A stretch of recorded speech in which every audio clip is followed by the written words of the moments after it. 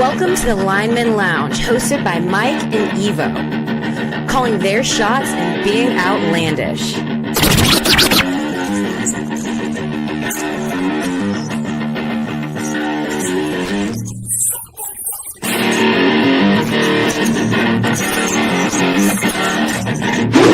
Breaking news from the Lineman Lounge. My fantasy football team just took a huge fucking hit. And that also makes it even more likely that the Raiders are going to beat the Ravens on Monday night.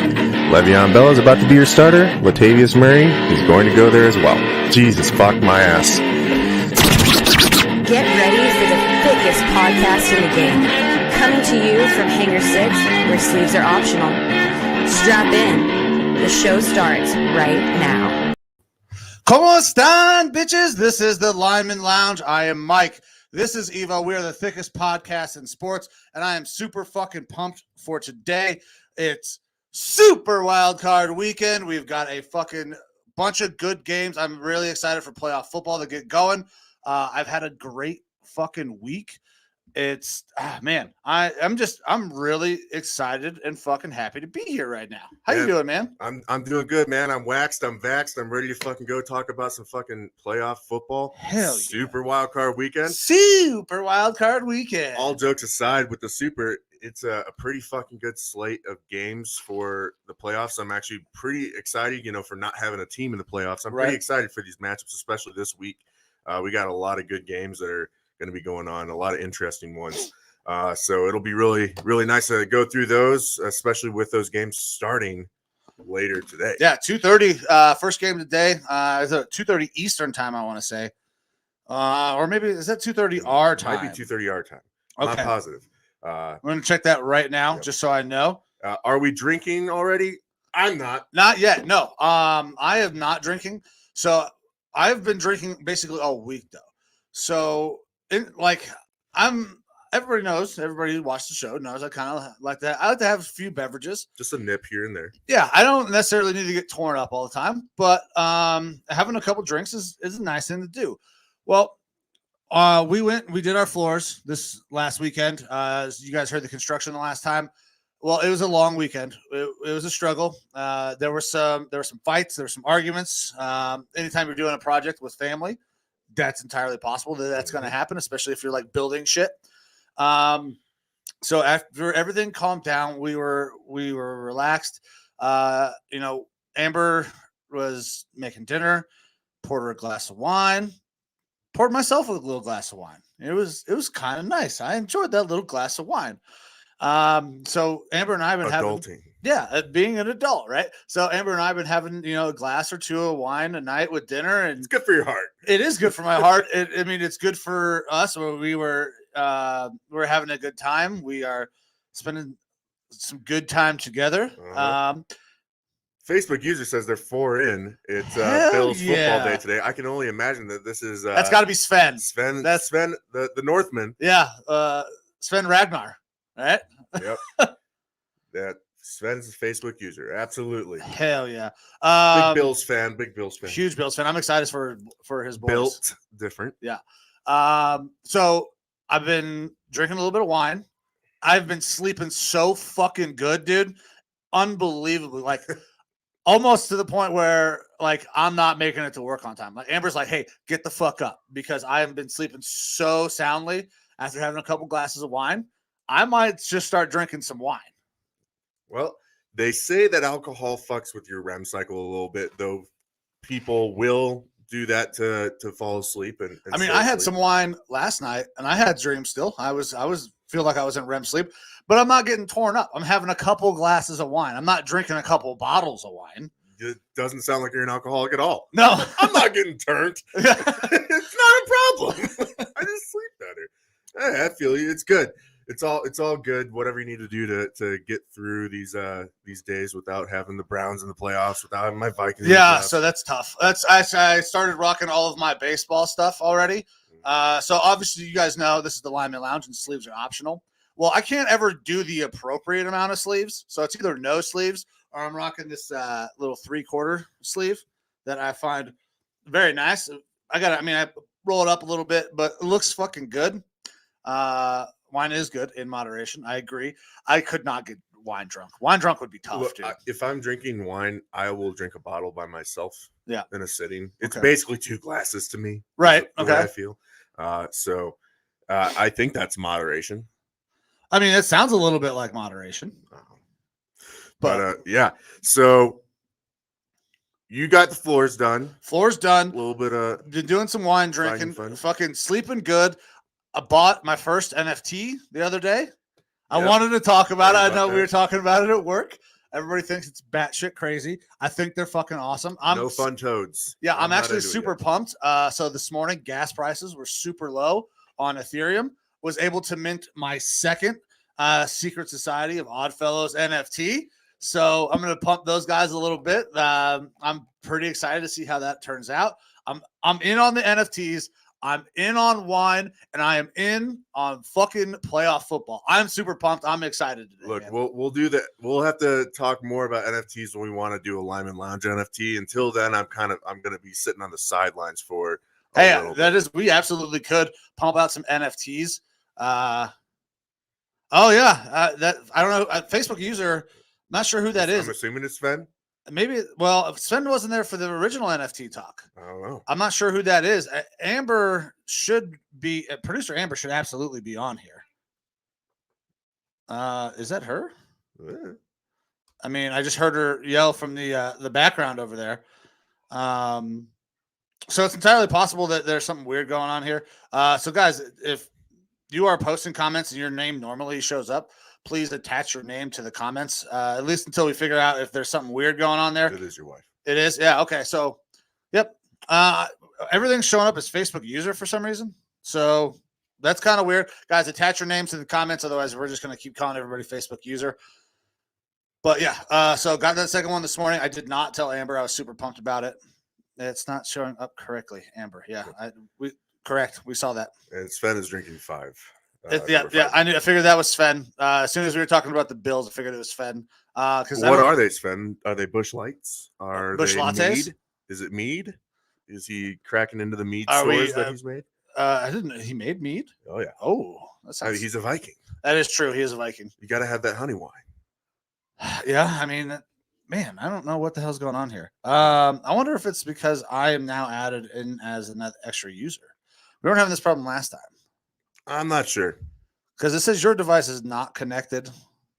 Mine is connected, it says. It's kind of weird. I don't know. Either way, we'll figure it out. Busch latte. Busch lattes. All right. Busch lattes. Hell yeah. Yep. So, for me, I didn't have necessarily as busy of a weekend, but I definitely got a busy day today. I'm switching an alternator out on the Old Groves ride because that went out. So, where did that go out at? A little ways outside of town, up in the mountains, secluded area. Okay, what were you guys doing up there? Just enjoying the sights? No comment. I mean, nature's beautiful. Yeah, nature is beautiful. Stars are nice when you get outside of town a little bit. Okay. Either way, alternator's out on the vehicle, so I'm working on switching that out. So I was up pretty early this morning. It was a nice little 28 degrees up there in the mountains, doing a little tinkering on pulling that alternator out, and then after here, I'll be headed back up there to fix that. Hopefully, get done in time to be able to be back down at home. Watching some games. Yeah, so we're actually going to start doing some floor stuff again. We're going to finish quarter round. Still have not finished the pantry. Put some flooring in there. That's going to be a colossal pain in the dick, so we kind of pushed that off. Quarter round is pretty simple if once you figure out the angles on the cuts to make sure they all mesh up, and I'm not having to fill in with fucking silicone or caulk. Yeah.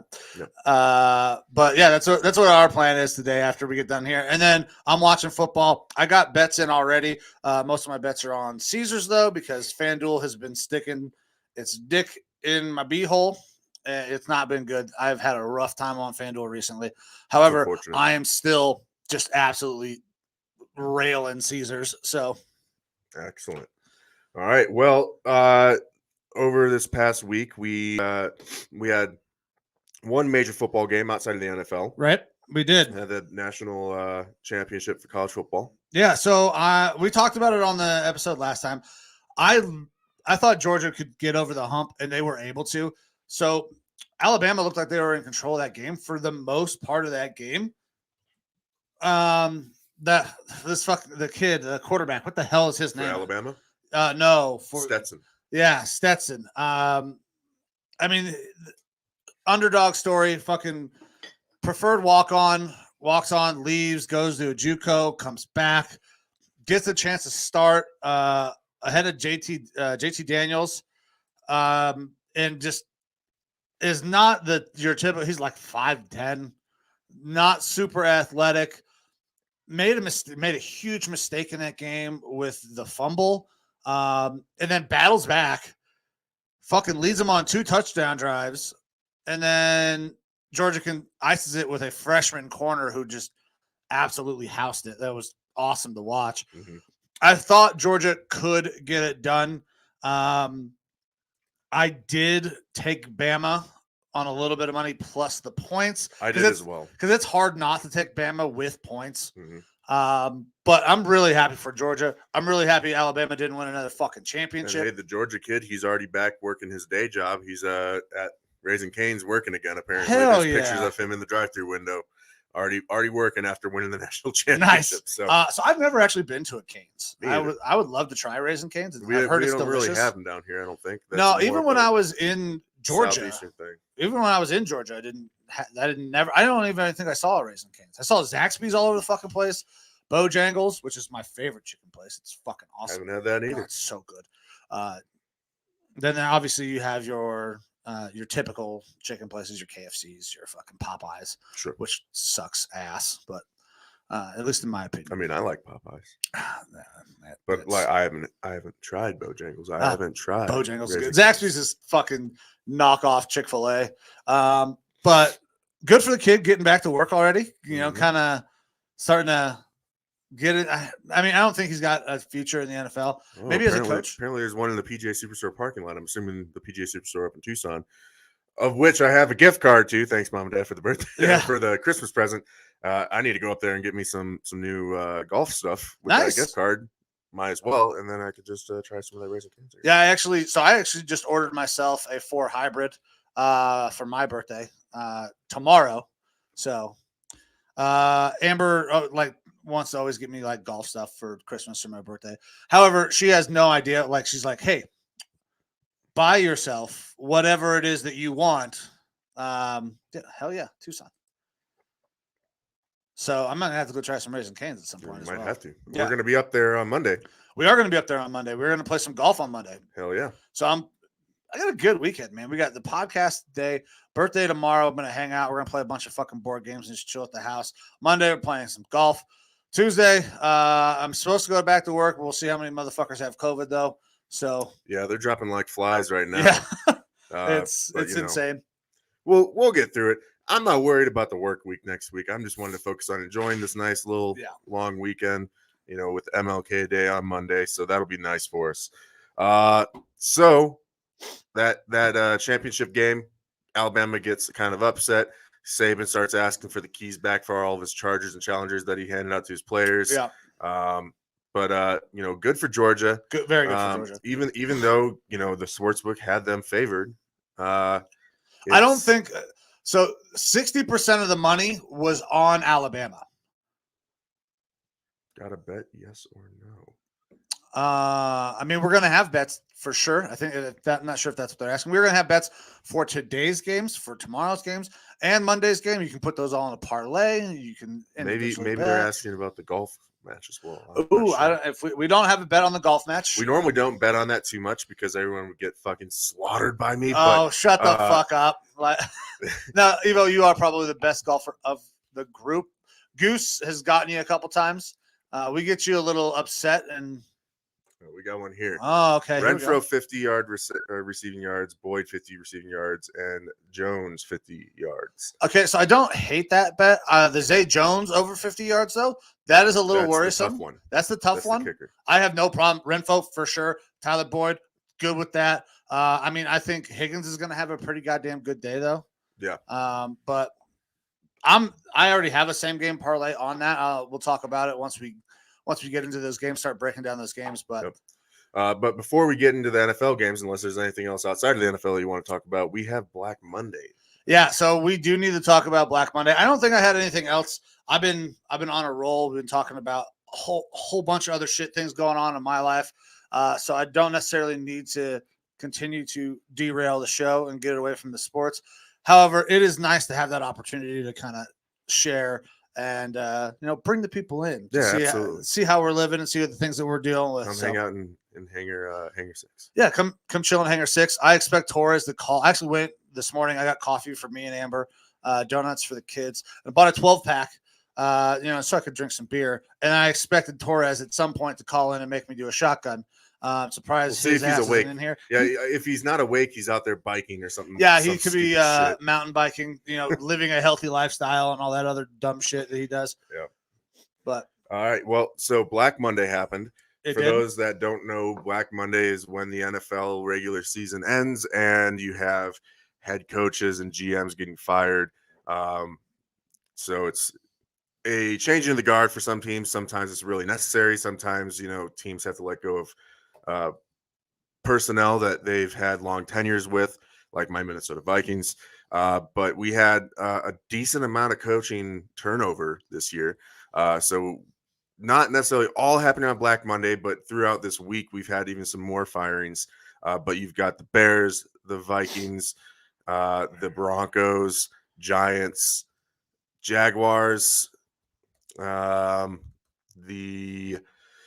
pulling them all up right Texans now. And Miami all looking for head coaches. Right. Some of these we expect. Some of them I did not expect at all. Some were a little later than I expected. It's just so Black Monday was tough, but Black Monday did not end there. It was not over on Monday, which I guess is not a shock. It happens all the time this way. Sorry, I am pumping out the podcast to groups right now. Absolutely. Yeah. So like I said, it was the Vikings, Bears, Broncos, Miami, Texans, Giants, and Jaguars all have head coaching vacancies right now. And then there's still a possibility of a Raiders having a head coach vacancy. I think that really depends on what happens today with that Raiders game, whether or not Bisaccia gets. If they fucking fire Bisaccia, I'm going to be upset because the dude has earned the right to kind of stay and continue on with the work that he's done. I mean, this team could have easily fallen apart after the departure of John Gruden with all the turmoil around this organization. There was a bit of a hangover a little bit, but definitely through these last 5 games of the season, he's done a very good job with the team. Now, I'm not going to be super upset if they get rid of him.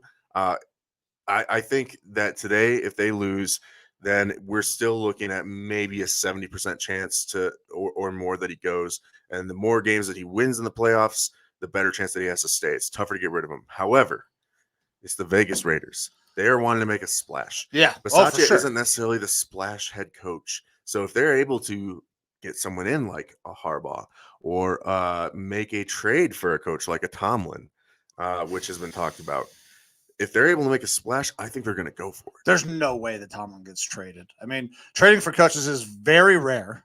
But it does happen occasionally. I just don't see a scenario where the Steelers would ever let him walk or get rid of him. So the Steelers are one of those teams that they've had very few head coaches, and they've never actually fired. They've never fired one. So this would be a way if they wanted to move on kind from of Tomlin, maintain that he's not fired, and they could move on from him because let's be real. Yes, they have had nothing but winning seasons with Tomlin there. Yeah, and they made the playoffs this year, but they made the playoffs. They made the playoffs because of some really funky shit that happened on. Because the Colts got their dick smashed by the Jags.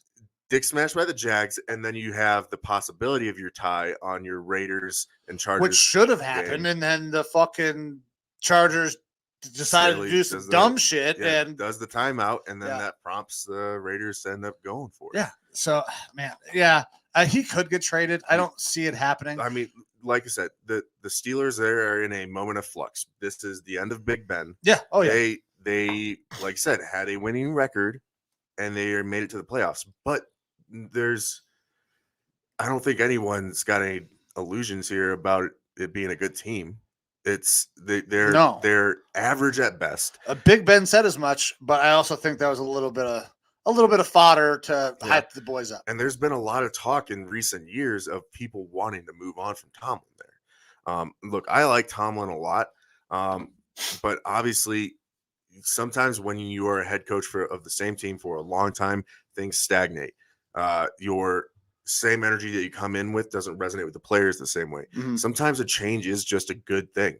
And so for the Steelers, I think a change would be a good thing. I don't disagree. I just don't think there's no way they can do it.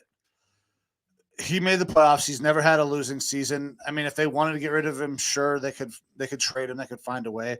But I think another thing that comes into this, and I mean, maybe I'm off here, but I mean, the Rooney Rule was put in place because of the Rooneys who own the Steelers. They were trying to get minorities interviews and get them in coaching positions, right? Mm-hmm. Mike Tomlin's the only fucking minority coach in the NFL right now. Yep. So as of right now, there are some other guys that I think are gonna get some jobs. That's not gonna last. But they have the only minority coach. They have the name the Rooney Rule. They can't fire him. They can't. I mean, they could, I guess, feasibly trade him, but that's not a great look either. I think, as he is the only black head coach in the NFL. That would be an interesting conversation. I think there would be a lot of conversation about opportunities for minorities in the NFL if something like that happens. I don't know if anybody wants to have that fucking conversation. So I think that is a weird element that could come into play that I think will absolutely keep him there. Yeah, it definitely could. And for what it's worth, I'm always have been of the mindset, if you're the best for the job, you get the job. Yeah, 100%. And color doesn't factor in for me. But I agree. It doesn't factor in for me, but I'm not an old white billionaire. That's true. It makes a big difference. And that's one of the prevailing arguments I've seen, even this morning when I was kind of perusing stuff before heading over here about specifically black head coaches and things like that, is you have these old white millionaire, billionaire owners and stuff like that, and their front offices who are interviewing coaches. And then you have minority coaches coming in for interviews, and they are not able to connect on the same level just because of culture differences. Yep. And that can lead to qualified head coaches not getting jobs. And that makes a lot of sense, how that could definitely play into it. Especially with today's social climate and everything, I feel like owners are going to be way more open to head coaches of any background. But I would just say that if I'm the ownership of a team, or if I'm a fan of a team, I don't want them to hire a guy because of his skin color. No, it shouldn't make a difference. That being said, there are tons of minority head coaching candidates out there that are very, very viable, very good very qualified. I mean, I for sure think that there's another guy, a minority head coach, who was fired that I was surprised about. He'll be back with another head coaching job. We're talking about Brian Flores. Brian Flores. So Tomlin's the only one right now. If regardless of what happens, Tomlin's going to be a head coach next year. Yeah. Whether it's with the Steelers or someone else, he's going to be a head coach. Flores, he's going to be a head coach. I think so too. He's one of the most sought after. I'd say one of the top 3 probably right now, especially in certain situations. The Bears really want him, and then the Texans really want him. As soon as Flores became available from Miami, the Texans went and fired David Culley. Yeah, so bye David Culley. Yeah, so David Culley kind of got a shit deal. Wasn't fired on Black Monday. This is that later firing that I wasn't sure it was going to happen or not, because I figured that, I mean, he was kind of a placeholder to begin with, but of the names that were released, I was like, okay, well, none of these guys make sense to go there and will convince Deshaun to actually play for this team again. Then Brian Flores hits the market, and I was like, okay, so that's Brian Flores is going to go to fucking Houston, you think, right? He's the only guy that I think can convince Deshaun to play for Houston again. Bieniemy. That's because that's the guy Deshaun he wanted to begin with. Bieniemy last year. So if they wanted to go with the Bieniemy this year to kind of mend things, that could definitely work out there as well. But I think Flores is their number one option right now, their number one target. Yeah. Caserio and Flores have background from their time in New England. It sounds like Flores was the one pushing all the talk in Miami to get Deshaun. Deshaun wanted to go to Miami for a lot of reasons. I hear that they got great massage parlors that, Robert Kraft told him about. Yeah, I mean, Kraft has frequented those as well. Yeah. They've got, no state income tax, good weather, all the Latin ladies down there, which also Deshaun likes. And for all intents and purposes, it sounds like he liked Flores as well. It just wasn't the only reason why he wanted to go to Miami, But now that Flores could possibly be coming to the Texans, that could be a way for them to kind of mend things a little bit, get Deshaun out of his situation as far as not wanting to play for the team, that he still has the legal battles to work through, but that would obviously provide a huge boost to Houston. Right. But talking about Coley, it was very interesting to see him let go. Now, when he was hired last year, I was very critical of it because he was like a wide receivers coach for the Ravens or something like that. He was not their OC or anything like that. Now the guy is very well respected in the league. He's been a coach for a long time. But it was a big jump to go from a position coach to a head coach. Yeah, and it seemed kind of like not like a fake coach for a year, but I mean, let's be real. The team seemed like they torpedoed their roster. Yeah, they absolutely did. So I figured Coley was set up for failure. I wasn't sure they were going to do it in 1 year. I mean, they could have. They could have done the same thing out in Philly had Philly not had a great year. Yep. So I mean, we saw a couple of hirings like that. This is one. That team played way better than I expected. So I thought David would get another chance. Yeah, and it was a 3-year deal. He obviously only completed 1 year of it, and they still owe him $17 million or whatever. So not that money really matters because that's not coming out of like the cap or anything like that. Right. It's just a lot of money that the ownership's paying to the head coach. And they cited differences in the way that they saw things going forward in the future between Coley and rest of management. But look, you can't argue with what Coley did there. He did a very good job with a very shit situation, and all credit to him. I thought it was a bad hire, but he did better than I expected. It turns out that he actually did pretty well with that team, and I would have expected him to at least stick around another year. That's why I thought and one more year after what I saw this year, and how he got that team to kind of play a little bit better than they were. But on the other hand, he is getting paid at the end of it all $22 million overall, including this year. Yeah. And he knew what situation he was going into. Yeah, he did. Now, and he's an older coach. I believe he's like 66. So this was probably his one and only shot at head coaching. So I can't necessarily blame the guy for jumping in there and taking that job. He took an opportunity probably not presented any other time in his career.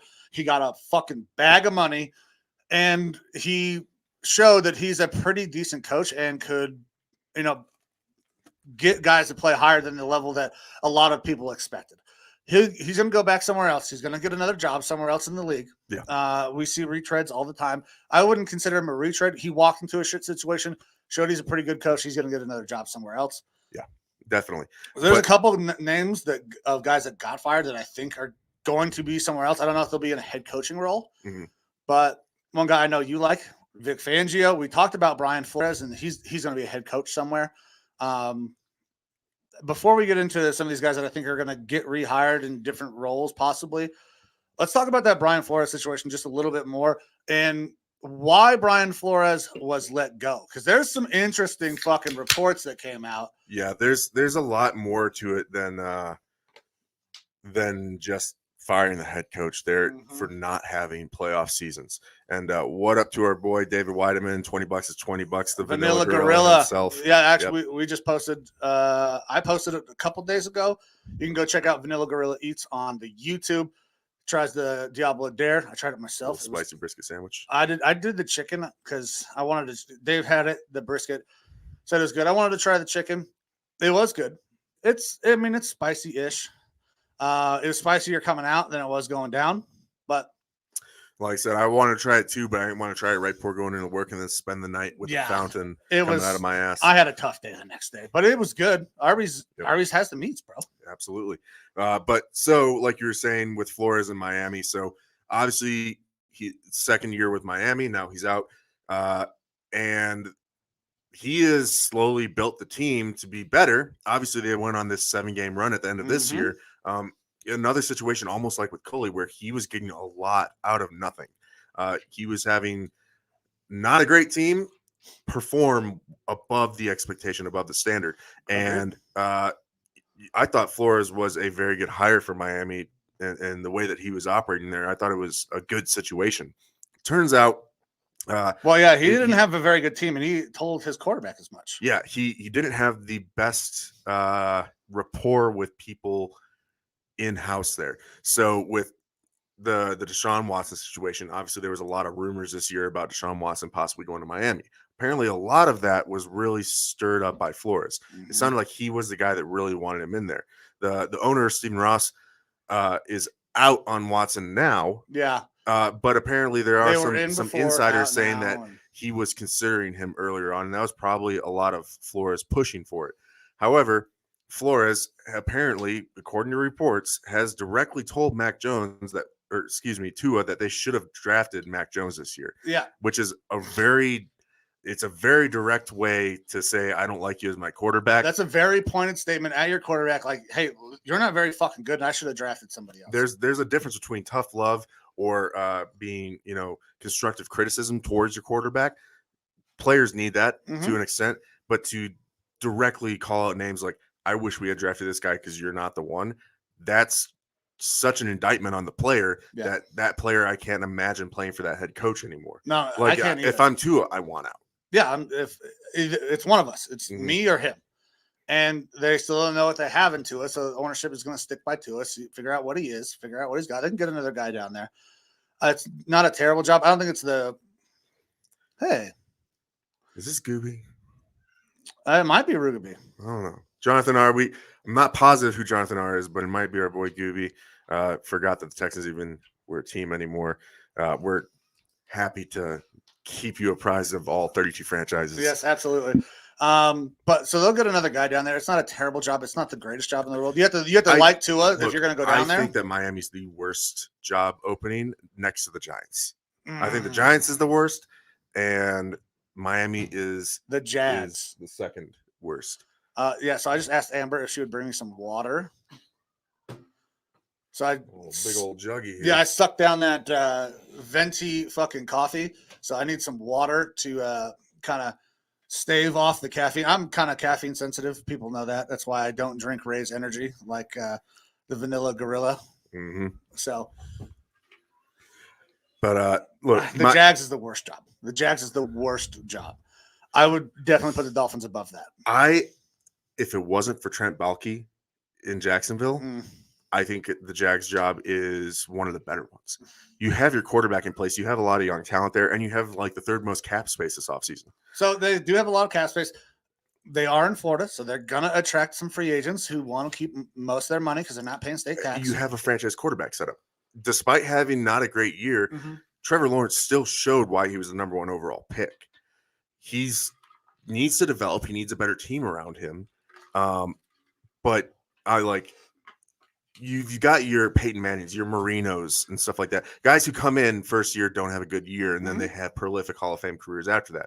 I'm not saying Trevor Lawrence is a Hall of Famer by any means yet, but it's writing them off after their first year is not a thing that I'm willing to do. Oh, I'm not going to write them off. Even with the Zach Wilson. It's the ownership group and all of that that really worries me about the Jacksonville. That's why for me it is purely Trent Baalke.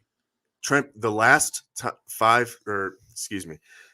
every time that Trent Baalke has been with an organization, if they get a coach the last 5 times within the first year, they're fired. Yeah. He does not draft well. He does not work well with the head coaches. It is scary going in there as a head coach with that guy as your GM. Yeah. Which is going to detract a lot of people from going there. I really think that was a bad move by Shad Khan to not remove Trent Baalke out of the situation because you have a ton of really good GM candidates this offseason. And they could have started fresh and brought in a GM that works with whatever head coach wants to go down there. That being said, I think Baalke is on his last leg there. I think Shad Khan probably knows that. He probably has seen a lot of this criticism. Well, if they bring in a new head coach, we all know how I feel about Shad Khan. He's he's probably the worst owner. Well, second worst owner behind Snyder in the NFL. He's not doing well, but when you win games, everyone looks good. If they're able to turn things around there, everything's going to start to look a lot better. Yeah, well, I think that you bring in a solid head coach there. If they start to perform a little bit better, but not great in year one, Baalke's done. And then you can bring in a GM and you can really start that rebuild. It sucks that they didn't do it this year because it's going to take an extra year now. But I still think that Jags job is not the worst because you have your quarterback in place. You have young pieces. You've got tons of cap space. You can really build the roster how you want to. And that provides a lot of opportunity for a head coach with vision. It's just, can you work with Balky, or do you think that Balky will be out within a year and that you can deal with that for a year? Whoever they bring in is going to be better than Urban, because whoever they bring in is not going to bring in Tim Tebow as a tight end. Now the Dolphins job, it's not a great job. I don't think it's the worst, but are we worried that Brian Flores, these stories with him and Tua coming out, is that going to affect his hiring process, you think? At the end of the day, no, because I think that the two teams that want him the most are the Bears and the Texans. And the Texans, I don't think, would have fired Culley unless Flores was available. Yeah. And that they had already previously had talks with him before firing Culley, saying, would you be interested? Let's gauge how much you would want to come here. Look, as much as we just said that Culley, we thought that he kind of deserved another year or should have gotten another year in general. He's not Brian Flores. If you have your guy available and he wants to come there, it's not worth wasting your time. No. You go after the person you absolutely want. Make the like change. With Trent Baalke, you make the change now. Don't waste a year. And that happens with any position in football, GM, head coach, quarterback. We saw that same thing happen down in Arizona. They draft Josh Rosen. 1 year, he's out. They bring in fucking Kyler. Yeah. So if you see your guy, you go get your guy. Absolutely. And I think that's what happened with Flores. As soon as Flores became available, Casares like, we worked together in New England. We work good together. I want him. We're going to move on from Culley so that way we can go and bring in our guy. Yeah. I really think Flores goes to Miami. But the Bears, Houston. Correct. Houston. I really think that the Bears want him too, but the Bears have several other options that they're looking at, and they're not as likely a spot that he would want to go. Mm-hmm. So Black Monday was like Christmas for Bears fans because Matt Nagy finally got the axe. We knew it was coming. We knew weeks in advance. I think Nagy probably knew weeks in advance. Yeah. They're talking about possibly bringing in Harbaugh from Michigan. Yeah, he said that's his dream job, right? Yeah. So being a former Bears player, Harbaugh wants to go there. But I don't think that is actually what's going to happen. I don't think Harbaugh leaves college coaching this year. Harbaugh is a bit of a spiteful, vindictive coach, or person in general. When Michigan made him take that pay cut over this last year, I think he took that personally. Yeah, I mean, he got his team amped up. They made the playoffs. Absolutely. And so now I think he's kind of bending over Michigan a little bit, making them scared that he's going to leave, going to work them for a big contract, and he'll do another 2-3 years there before he comes back to the NFL. Because ultimately he does want to come back to the NFL, I believe. Which Bears, obviously, like you said, dream job. I think the Vegas Raiders also would be something that he would look for, and that would be one of those splashy moves that he would be willing to do. But I just don't think that this is the year where he does it. Yeah. The name that I like Vic going Fangio, to the Bears. Right? You want Fangio for your team. I don't think Fangio gets another head coaching job. I know he's going to go be a fucking badass DC somewhere. Yeah, he did great things with the Bears as their DC.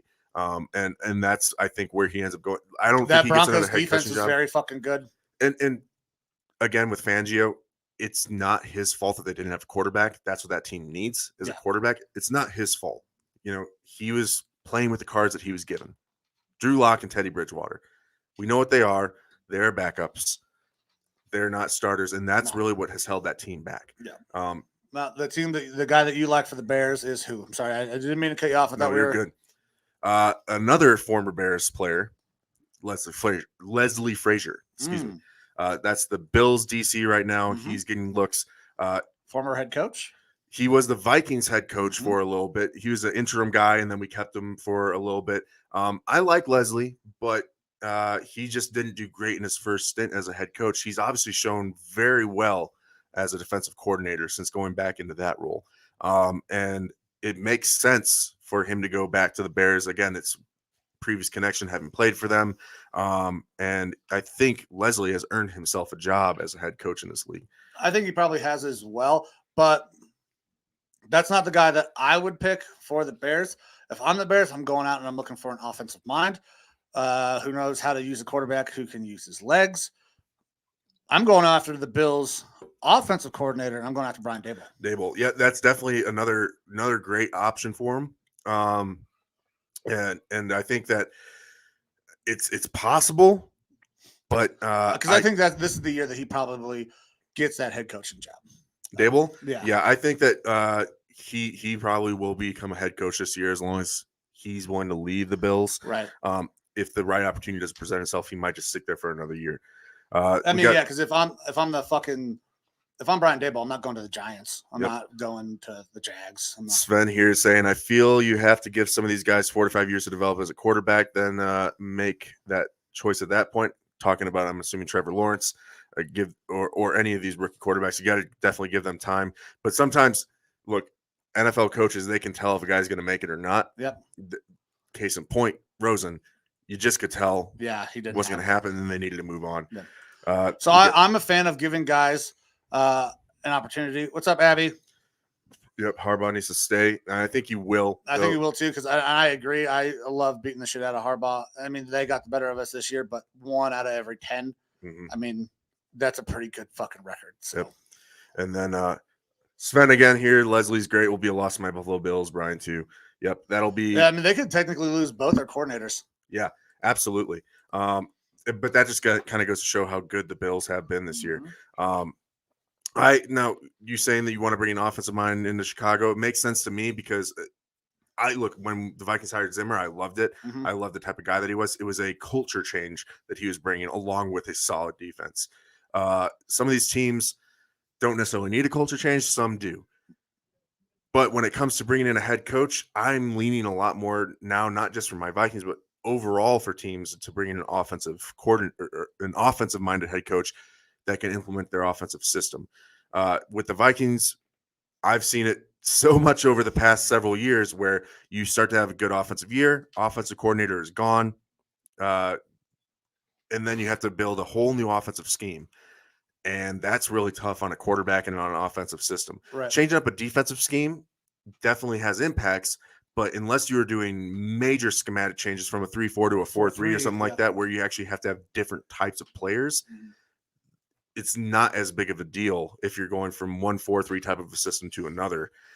You just have to train players how to play under that system a little bit better, but you don't actually have to be talking about different physical body types and things like that. Yeah, because, I mean, you have the body types. You're talking about 4-3 overs to 4-3 unders, playing so that's the Tampa 2s. I mean, that kind of stuff you can do. You need to adjust a little bit at linebacker, but your front, typically, that's not going to have to change. You might look for another corner or two, depending on if you're playing press man or if you're going to be playing zone.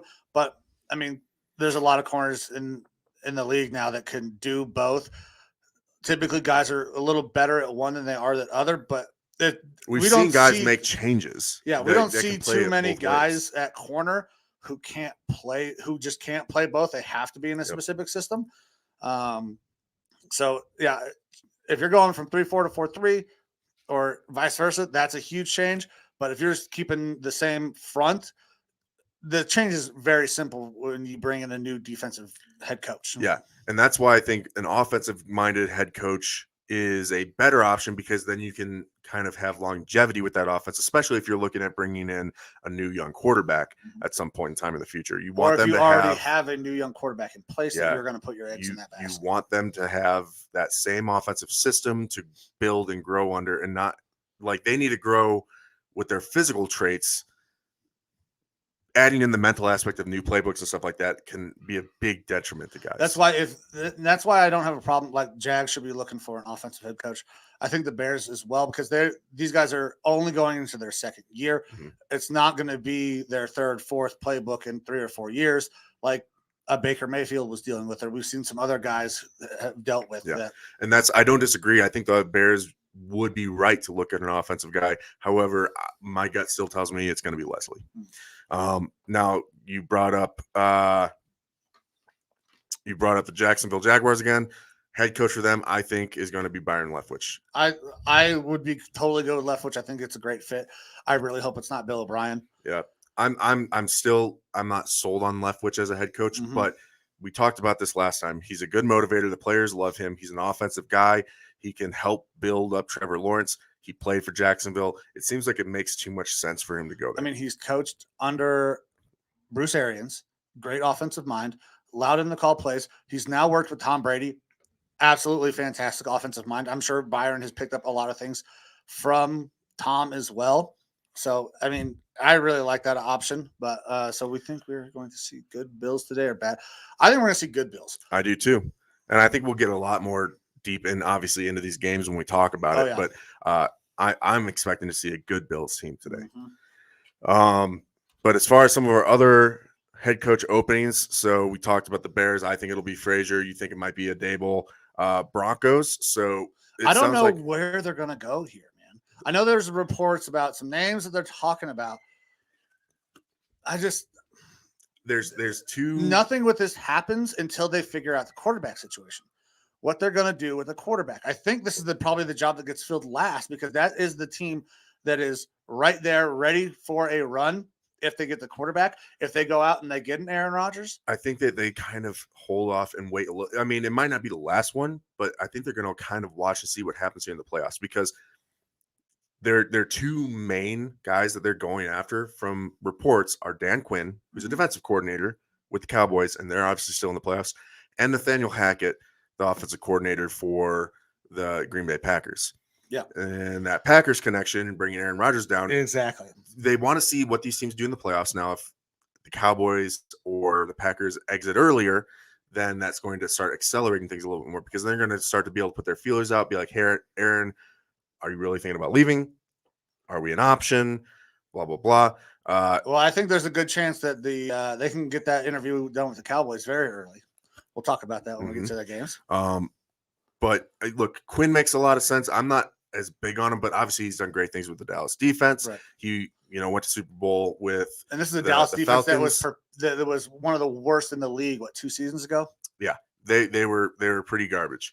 But I'm expecting Quinn could be going to the Broncos. That's the odds-on favorite right now. Mm-hmm. However, if they think that they have a good shot at Rodgers, you absolutely could see Hackett go now or go there to the Broncos. Now, the other talk is that if Quinn is hired on as head coach, the quarterback's coach for the Packers is also being interviewed for some head coaching spots, but he could definitely move up to an offensive coordinator, and that also could make Aaron want to go down there or feel more comfortable going down there. So I think that it'll end up being Hackett or Quinn as the head coach there. And then if Quinn does leave the Cowboys, which the Cowboys love Quinn, they want to keep him there. Mm-hmm. If they're able to work something to keep him there, that would be pretty surprising. I mean, you give him a raise, you give him the assistant head money at him. Give him the raise, you give him the assistant head coach thing. But if he leaves, Zimmer as the DC there, I think. I could see that because Zimmer. I don't know if Zimmer gets another head coaching job this year. I'm not sure. I don't think he will this year. But look, Zim was a coach for a long time with the Cowboys. Mm-hmm. He knows the organization. Jerry Jones knows him, and that's not a huge drop off in defensive coordinator talent by any means. If anything, it could be just as good as Quinn. So that would make sense there.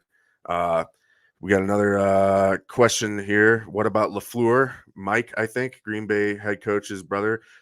So it is like Mike and Matt LaFleur. Yeah, Mike LaFleur, I believe, is still offensive coordinator for Jets. Is it the Jets? He's with the Jets. Okay, so he went over with Salah because he was with the Niners. Yeah.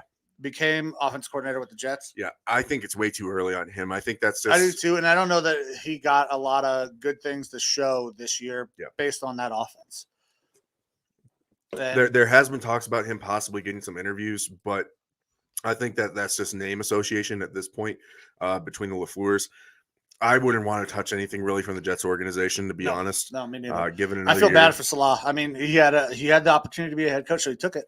But God, what a terrible situation to walk into.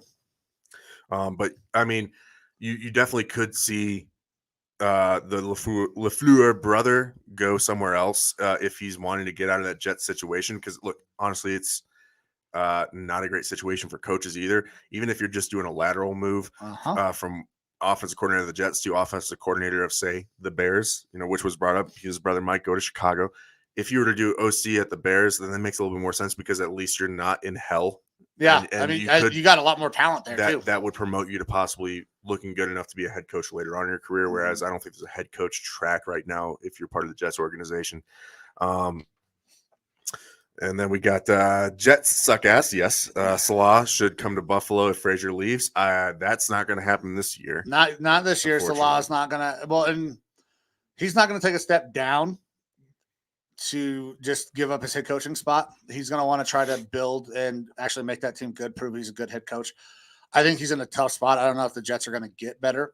At some point, I think Salah will be done because it's the Jets.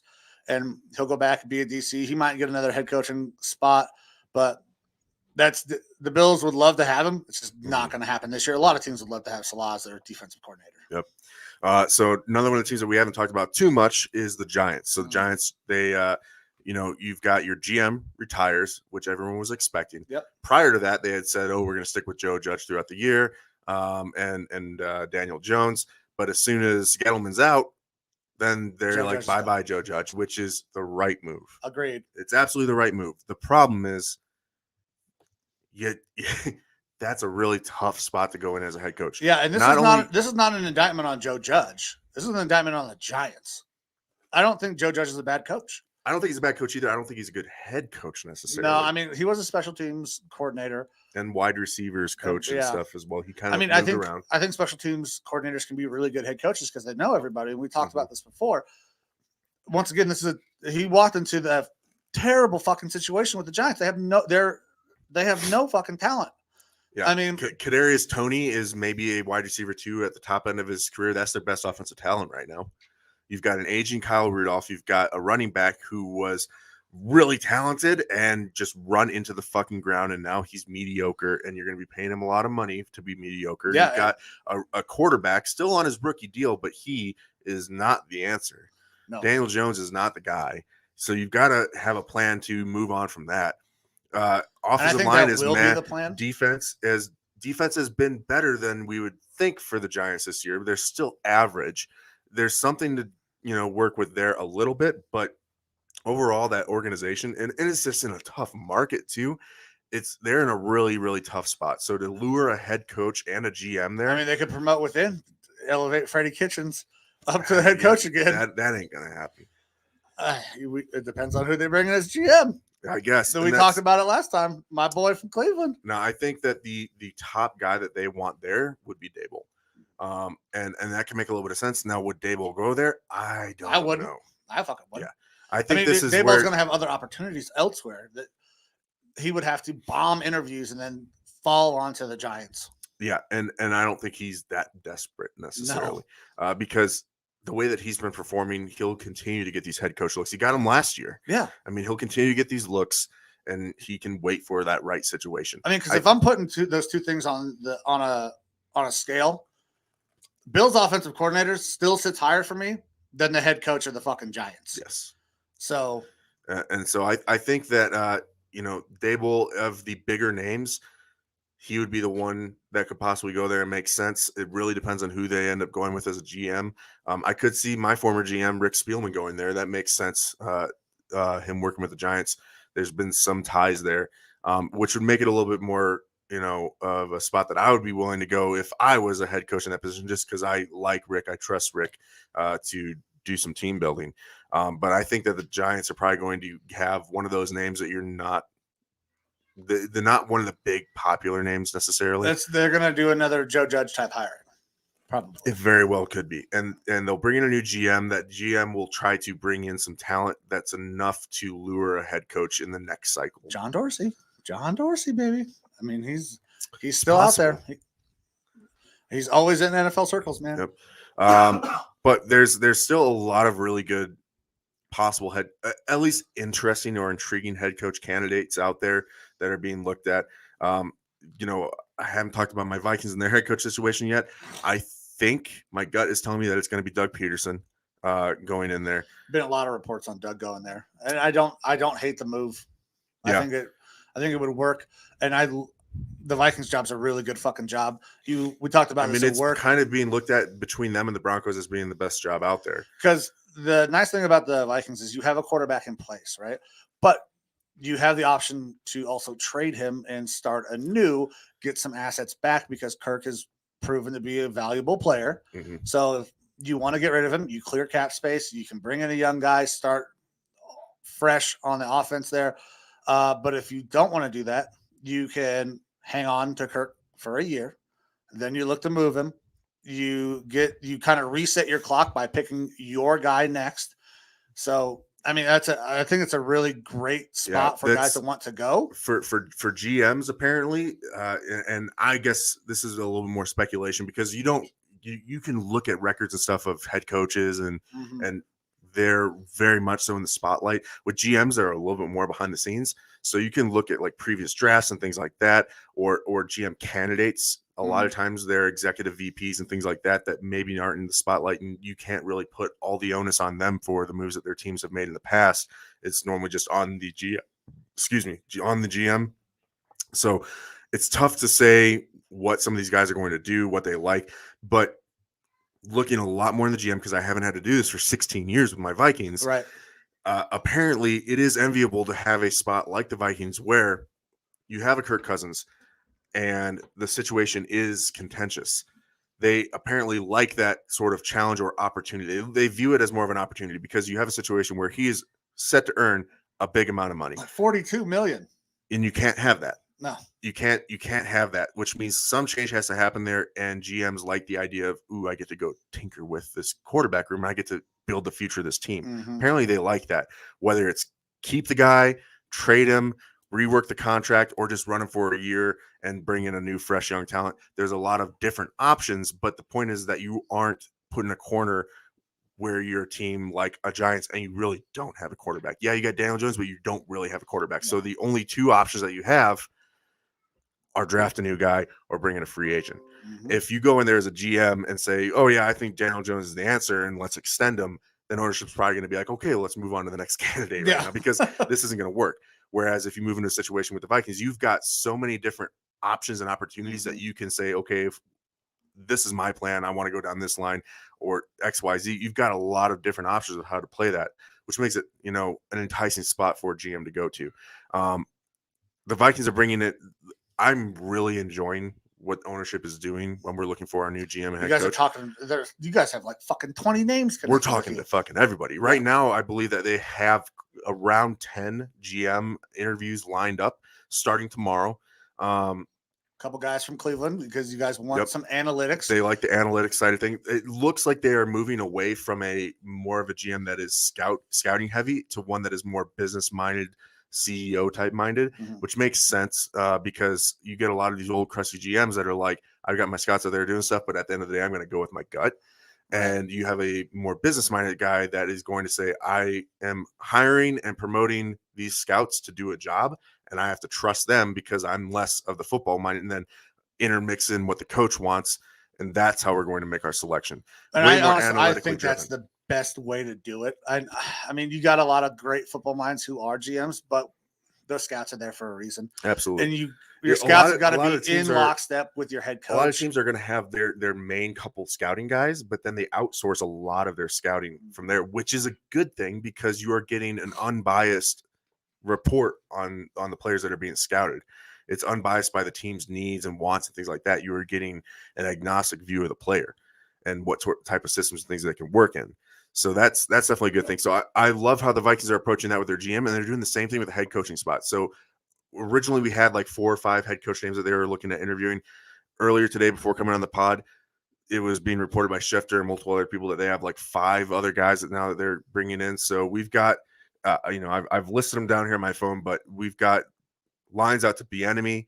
We got Matt Campbell from Iowa State, Byron Leftwich, I believe was talked, but they don't have an interview of any sort set up. They've requested with Dable, Kevin O'Connell, the offensive coordinator for the Rams, former NFL quarterback.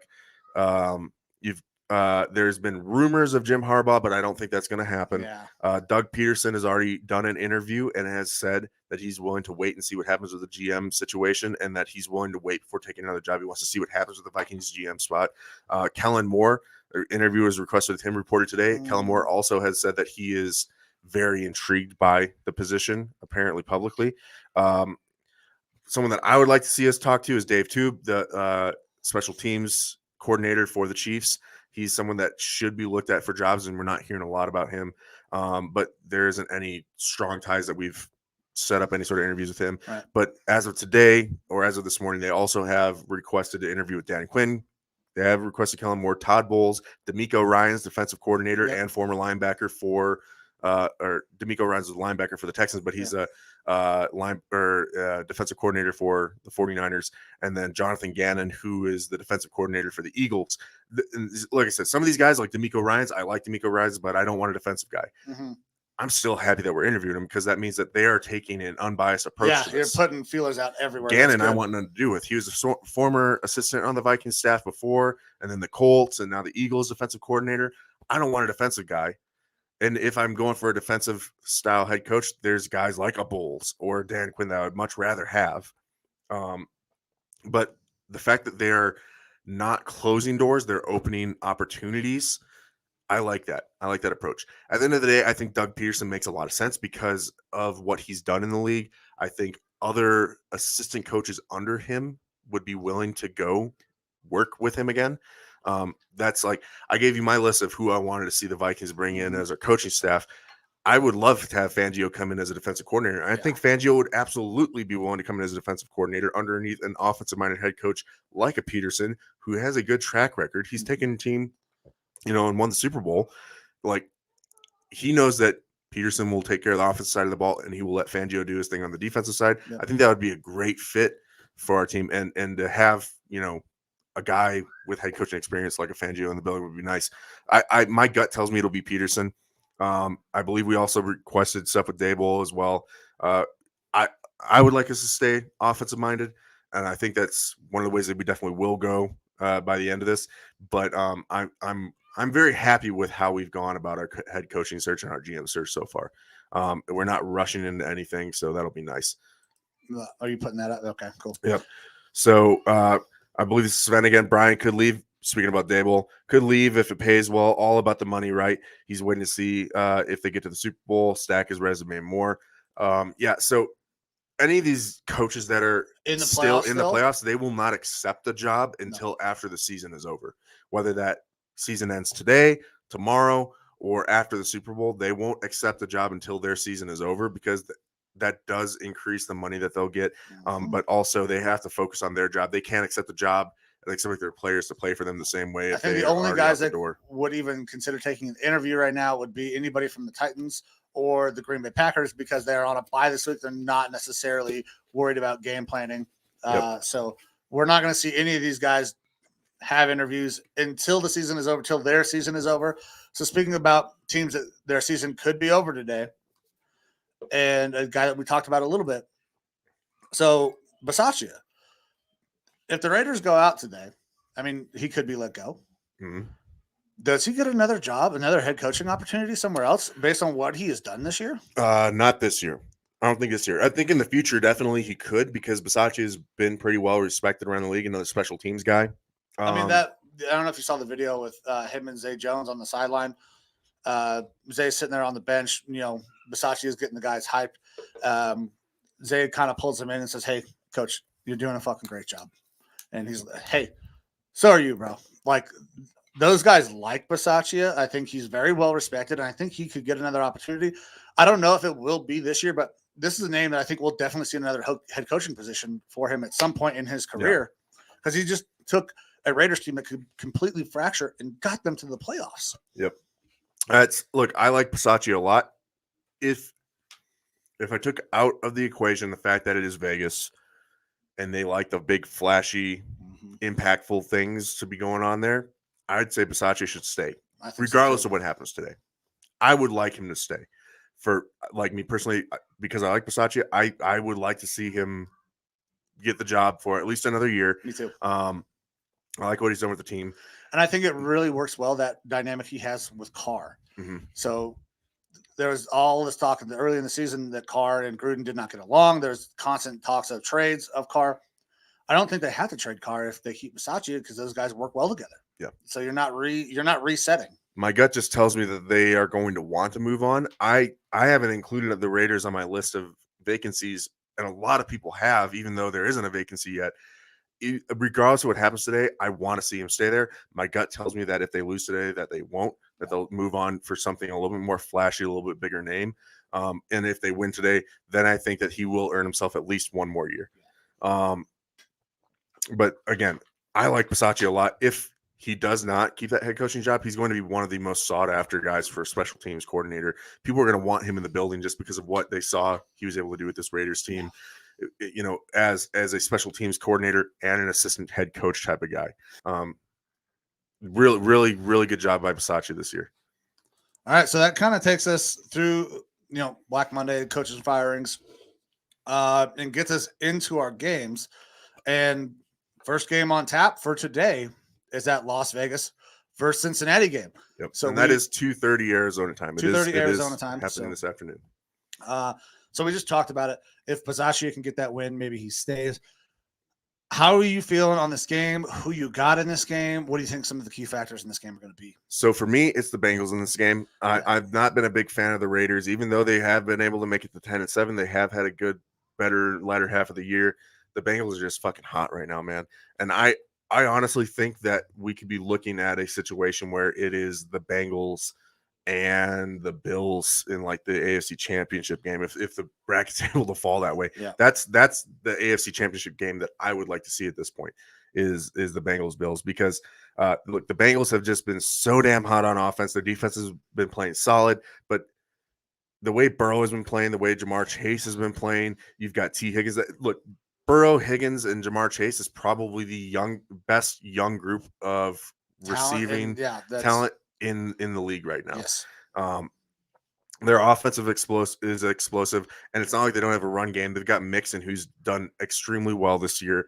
I just think that they have way too much firepower on that offense. They have been on a roll as of late, and the defense is not a hindrance to them.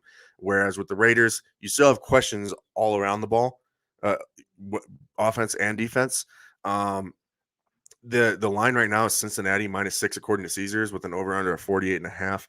And this game is being played in Cincinnati. It's going to be cold, 31 degrees. That could play into it a little bit. I don't know that the Raiders played it well in the cold necessarily. They played in Cleveland, and they didn't put up very many points. Whether that's the Cleveland defense or them not being a good cold weather team, Bengals are kind of used to that. So you said, what was the line now? -6 for Cincinnati according to Caesars. So on Caesars, I got them at -5.5. I got Bengals covering the -5.5. I think I'm on the Bengals today as well. I think they can go ahead and get this done. Sucks for Bisaccia. I'd like to see him stay for a little longer. I'm not sure if he will, if he goes out this first game. But somebody had some bets for us earlier. So I got a couple bets on this Cincinnati game.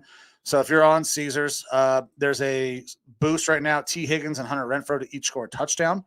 I like that bet. Now, anytime you're doing touchdown scores, it's tough. You never know who's going to get in the end zone. Mm-hmm. But I got that at +650. So I'd like that boosted odd there. For same game parlay, I got Hunter Renfrow over 55.5.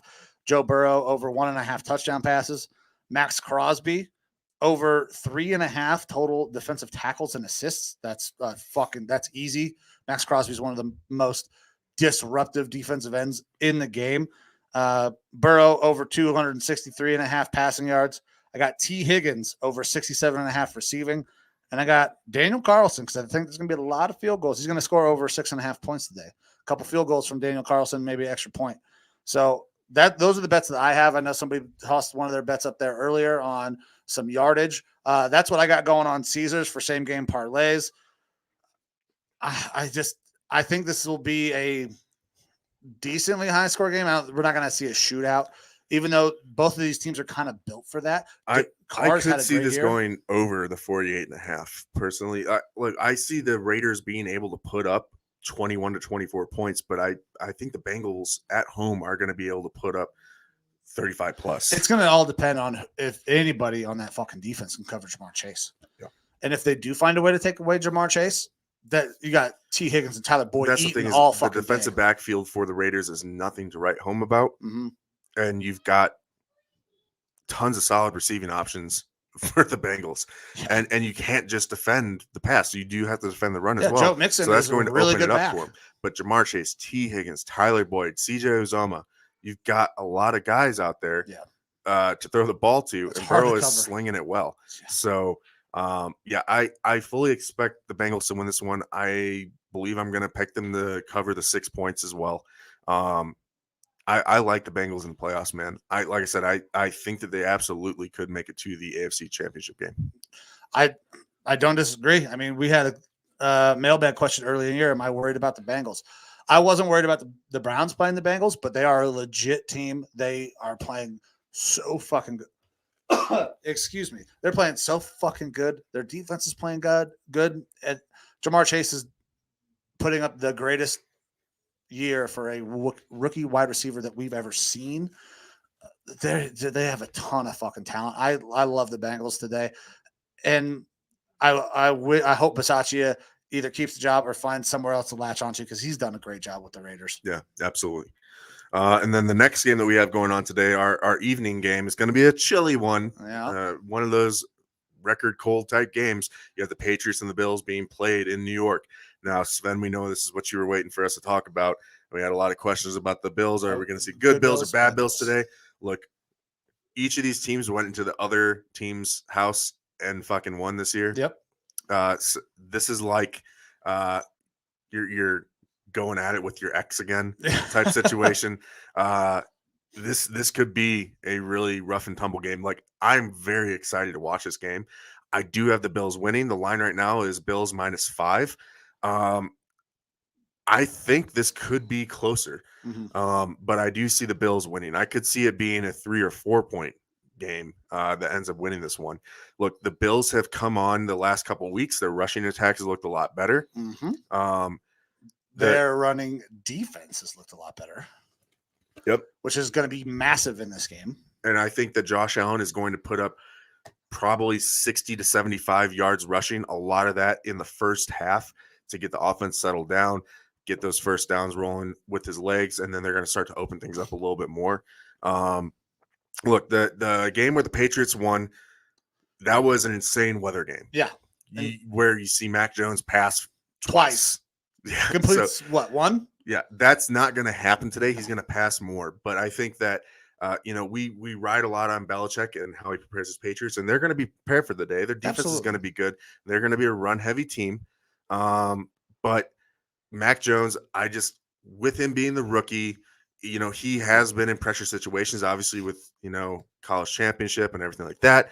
He can perform in pressure situations, but he hasn't been the guy necessarily to carry his team. Right. And I feel like the Patriots need a quarterback today that can carry the team in the playoffs, like a Tom did for him for decades. And Mac Jones is not there yet. Mac Jones is very good, but he's not Tom. He's not ready to carry a team on his back in the playoffs. Right. And that's what I think today comes down to, is it's going to be the quarterback play. It's going to be a cold game. We understand that, right? Patriots run the ball very well. That Bills team, they already got a taste of what it is to be in the playoffs.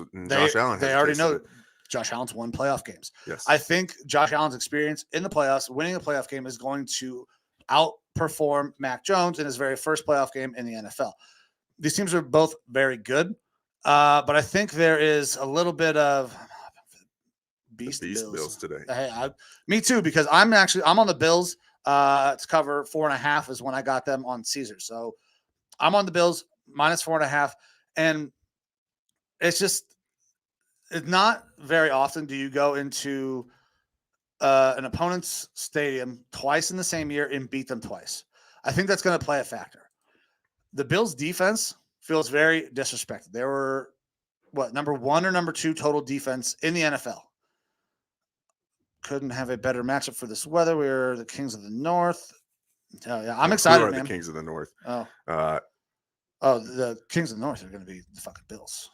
Well, I mean the Vikings. Yeah, I got it. They're not in the AFC North. Yeah. Well, okay. Oh, yeah, they're in the AFC East. Yep. Yeah. Kings of the North are the Vikings.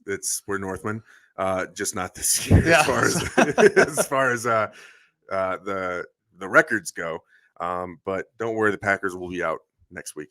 All right. But no, I really think the Bills get it done today. I think Josh Allen's going to ball out. I like the Patriots. Matt Jones is not going to get it done. I didn't see that last one. I think it's Sven drunk. You know what I mean? Yeah, hell yeah. Let's get fucking tore up. I told you guys on the Facebook, we are going to crank shit up to 11 today. And man, I'm super pumped. This is going to be a great game. I also have a same game parlay on this. You know what I would like to see from Sven today is him going through a fucking table. Oh yeah, fuck Bills Mafia. If there's a time, table. like we need to see you going through a table, Sven. Absolutely, and that Drunk as a skunk going through a table. Even if you post it on your own Facebook, I'll make sure that we'll pump it on the Lineman Lounge. I'll toss that shit on Twitter. Bills Mafia getting it down here in Arizona. I got a same game parlay on this game as well. I took an alternate spread just to add an extra one in, and because I wanted a little bit more money. I also really like it. So I got Bills plus 1.5 on an alternate spread. Emmanuel Sanders over 24.5 receiving yards. Josh Allen over 239.5 passing. Nick Folk to make 2 extra points. Ramondre Stevens to rush over 38.5. Kendrick Bourne to get over 32.5 receiving. And Devin Singletary under 15.5 rushing attempts. I think that they're probably going to spread the ball out a little bit. I'm not sure Devin Singletary is going to have a ton of carries. He'll get a few. Like I said, they have up their rushing attack these past couple of weeks, and Singletary's looked all right doing it. Singletary has looked all right, but they got a lot of guys there. Sven said he'll do it if they win. So. Hell yeah, I'm down for that. Absolutely. So that's my same game parlay. If you put that together on Caesars, $10 wins 510. But yeah, I'm on the Bills today. I'm pumped for that game. That's, I think, going to be the best game of today because we're only getting 2 games today. Yep. And a note for the Patriots is that their starting left tackle, Isaiah Wynn, is out. Oh. So that definitely is going to change up the game plan. I believe that's going to force them to run the ball more. They got to protect the blind side of Mack Jones. And if you don't have your starter in there, that's going to be a situation. Yeah. So that's going to force them to run the ball more. It's going to make them a little bit more one-dimensional and really could affect the game. As long as the Bills are able to contain that rushing attack from Ramondre Stevens, they should absolutely win this game. So Bills for the Lineman Lounge, that's who we're picking out of that game. We're going today. on the Bills for there for sure. All right. So moving on to our games tomorrow. Our early game, 11 a.m. here in Arizona, we have the Eagles and the Buccaneers. And for this one, it's easy for me. I've got the Buccaneers winning this game. Look, it's Tampa Bay minus 8.5. I think the game might be a little bit closer than that, but I don't have any doubt in the Buccaneers winning this game. For me, it's the Eagles have had a better year than I was expecting them to, but still, when they're facing superior competition, they just have not performed. Be it the Cowboys or whoever else, they just haven't performed as well as they should. They've beat up on teams that they should. That they're more talented than, but when it comes to playing superior talent, they just haven't been able to win. Arians is going to have this team ready. Tom Brady's going to have this team ready. They're going to be able to go out there and make it happen, especially playing down at home in Tampa. Yeah, so I'm definitely on Tampa on the win here, but I like the Eagles to cover the 8.5. Yeah, with 8.5 right now, I got the Eagles covering that. Yeah, I think the Eagles cover 8.5. Sanders is back. He's going to be back after 3 weeks from his surgery, so add back into that rushing attack. That's the way they can keep this game close is by using that running game. Jalen Hurts is really good running the ball. They've been really good running the ball all year. Their defense is playing better. They don't have enough firepower to beat the Bucs. I think Tom gets the win here for sure, but I do think they keep this game close. So I'm definitely on the Eagles plus 8.5. It'll be a nice day. I mean, they're in Tampa. Mm-hmm. It's going to be a little warmer. I think the stat that I keep on seeing thrown around is that who's the Ruggs, that he's the guy that the receiver for the Raiders that fucked up and killed the lady, that he has more receiving yards than Devonta Smith. Yeah, so their passing game has not been great. Devonta Smith is struggled. Well, and that's not all on Devonta. He's been okay.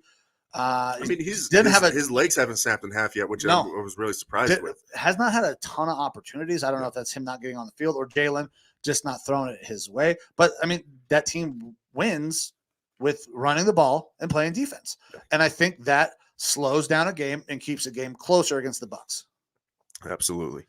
Another stat from a previous game or not stat, but the meme that I keep on seeing floated around for those for the Bengals, that no one has ever sent a text message since the Bengals have won a playoff game about the Bengals winning a playoff game, because last Bengals win was in 1991 in the playoffs. First text was set in 1992. So fact check that, but I keep on seeing it around on ESPN and things like that. Yeah, I think it was. I think be remiss if we didn't bring it up. Joe Rockstar brought that up at work the other day. So, I mean, if Joe Rockstar says it, I fucking believe it. Yeah. It's on the internet. It's got to be real. 100%. But yeah, it's Buccaneers winning this game. I got the Eagles covering though. 8.5 is a pretty big spread for a playoff game. Yeah, it's a little disrespectful, but we're going to talk about another game, I believe, here in just a second. That is another big spread, another massive spread. It makes more sense to me though. It does make more sense to me. I'm not taking it. Yeah. So our next game, 2:30 tomorrow on Sunday, is the 49ers and the Cowboys. And this is one of the more interesting games as well for me this weekend because right now Dallas is favored -3 with a over-under of 51 being played in Dallas. And by all accounts, the Cowboys, I think, should win this game. And I have the 49ers winning. Yeah, I'm 49ers money line. I'm totally on that. They are going to play really well. They're going to run the ball well. They're getting some good quarterback play finally. That comeback win last week. I mean, Jimmy G looked like he could fucking ball. And that's not something that we have typically seen out of Jimmy G. He's kind of catching a stride. This 49ers team is very fucking good. I took them +3 just because I was going all spreads on my parlay, just hedge my bets a little bit. But I'm on the 49ers on the money line, which means they definitely covered the +3.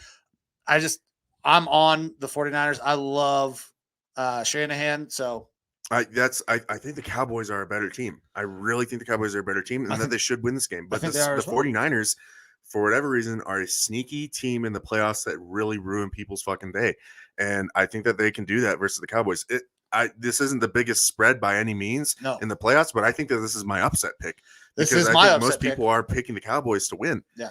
So I've got the 49ers winning this one. I think Joe Rockstar will love that. Oh, yeah, absolutely. I'm totally on 49ers. This is my upset pick because I expect them to win. And I think this sets up nicely for something that you wanted to see, 49ers versus Packers next week. I'm a little bit more scared about that, except for the 49ers always seem to have the Packers number. Right. So I think that sets up an interesting matchup going next week. I sure fucking hope so. Yeah, I know you're excited for that. Look, I think Joe Rockstar is excited to see potentially the 49ers win this week and the 49ers are able to go out next week and beat the Packers, then they better hope that they don't have a pussy because I'll be tearing it. Yeah. I'll be tearing it up.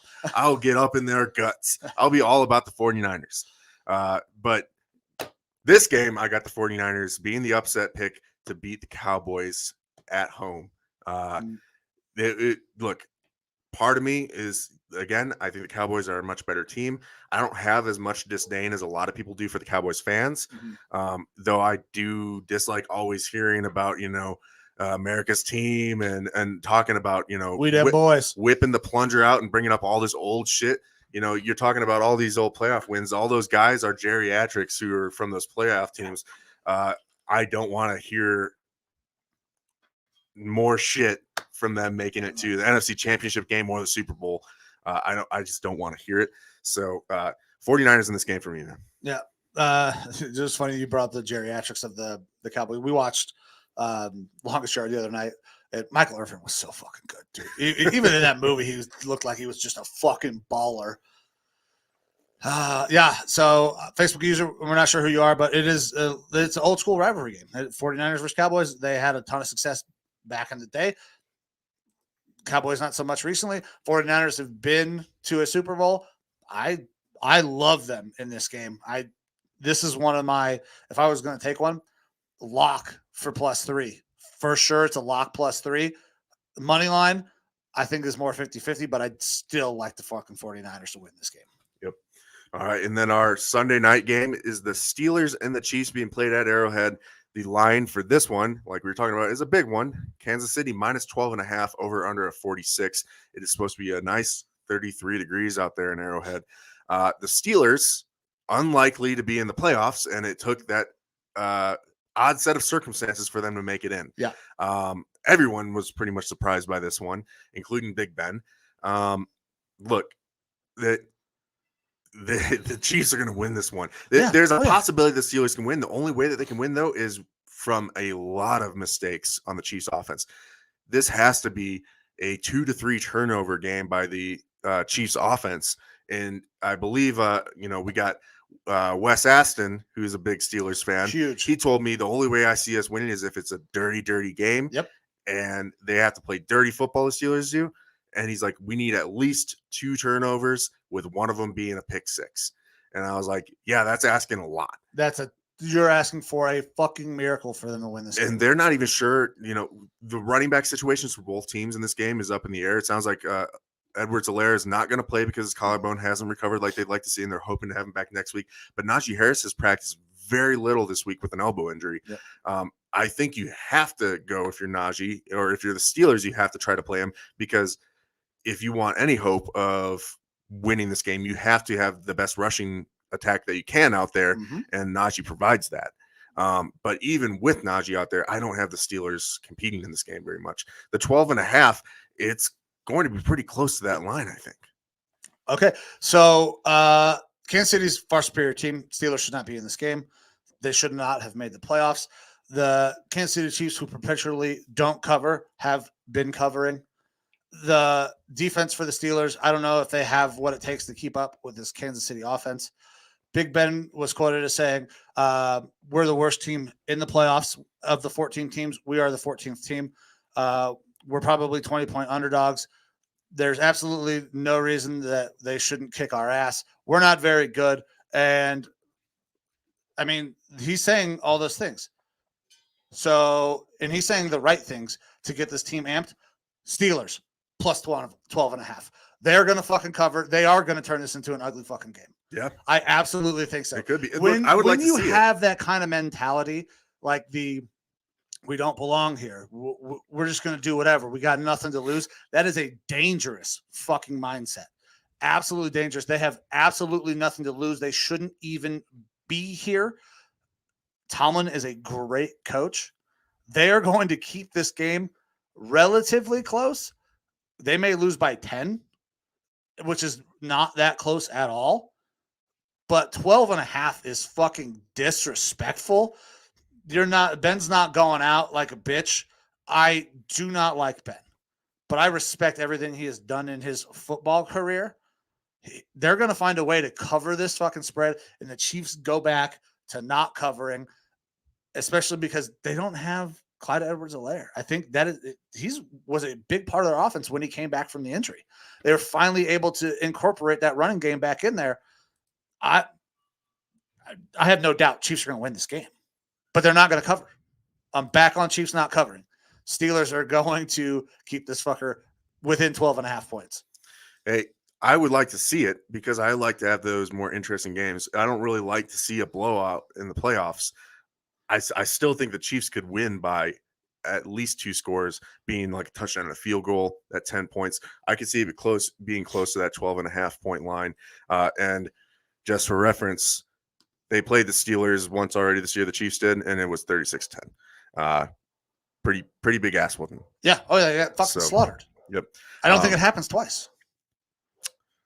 I don't. I really don't. I mean, we will see. Like I said, I would like to see it be a close. There's absolutely no reason that the Kansas City Chiefs shouldn't absolutely beat the shit out of this team. I just don't think they will. Mm-hmm. Everything tells me take the Chiefs on the over, on the cover.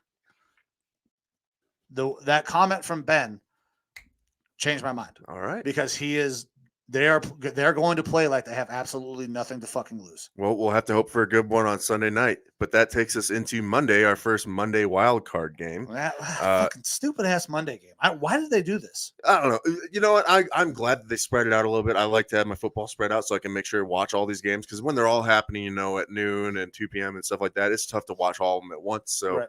Obviously, the playoffs, we have less games going on in a week, so we get to see a little bit more. So I like having the Monday because I get to, make sure I watch it. I mean, the Monday, it's cool, but it's the playoffs. Now the winner of this game is on a short week. That's true. That is a definite downside. Yeah, if I'm the Cardinals or the Rams, I'm not very happy about. Because you can't play them on a Saturday. It's absolutely not going to be able to do that. Play them on a Monday, play them on a Saturday. So this is going to be a Sunday night game. Whoever wins this game, setting up, I guess those are what the 3 and 4 seeds, 4 and 5 seeds. So they could be playing a really good fucking team late. Just that's tough. But I don't want to bury the NFL too much for that. Let's get into the game. What do you got in this game, man? So it is Cardinals and Rams being played in LA. The line is Rams -4 with an over under of 49.5. All right. The Cardinals and Rams did play already this year. The Rams lost that game 37-20. Look, the Rams, I think, are a more superior team as far as talent out there, but it was also a different team. You have Robert Woods out there.